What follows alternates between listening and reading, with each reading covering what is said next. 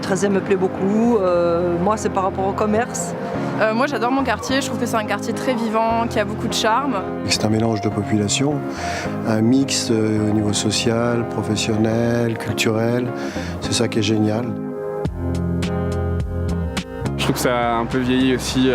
L'architecture ici, c'est beaucoup de bâtiments des années 70 qui ne sont pas très beaux. J'habite dans l'un de ceux-là, donc je m'y fais, mais voilà.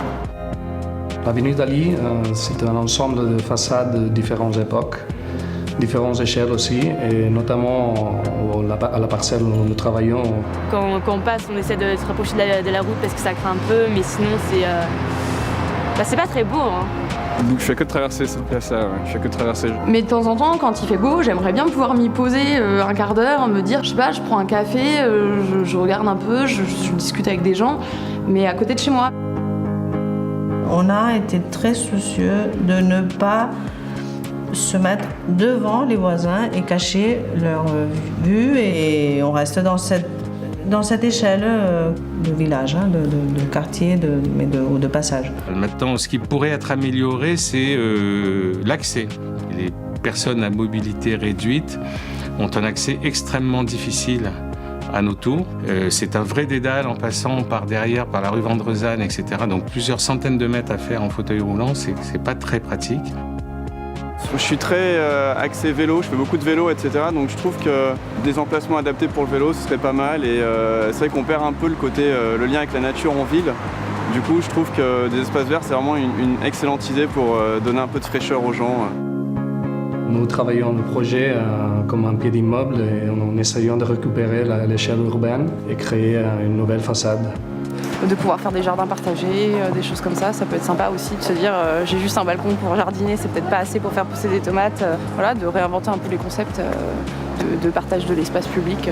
Aujourd'hui, revenir sur des quartiers qui ressemblent à des villages, avec de l'échange, avec un peu plus de convivialité, ça désamorcerait peut-être toutes les problématiques qu'on trouve aujourd'hui. De recréer du lien à l'échelle d'un quartier, c'est important, et je pense que le projet Amerson, dans le cadre de Réinventer Paris, s'intègre vraiment dans ce souhait d'apporter un plus aux habitants. Le fait de faire participer les gens à la réflexion, c'est bien. C'est bien, ça évite tout conflit ultérieur. C'est par la coopération qu'on peut avancer, et je pense que la société Amerson en est maintenant complètement persuadée. Moi, j'ai été consulté, j'ai été entendu sur un certain nombre de remarques que j'ai faites. J'ai pu voir la maquette, discuter avec les responsables du centre commercial.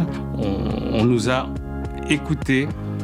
Oui, c'est ce qu'on appelle la démocratie participative, qui est très bien. Au moins, on nous investit. J'ai voté pour le jardin parce que je trouve qu'il manque un petit peu d'espace vert dans le quartier. Nous, ce qu'on soutient comme projet, c'est vraiment la réouverture du grand écran. Si on en fait un espace peut-être multiculturel qui ne serait pas que consacré au côté cinéma, et on peut en faire peut-être une salle de spectacle, une salle de concert. Dans ce cadre-là, ce serait une innovation en fait. L'intention, c'est d'en faire un lieu vivant, absolument.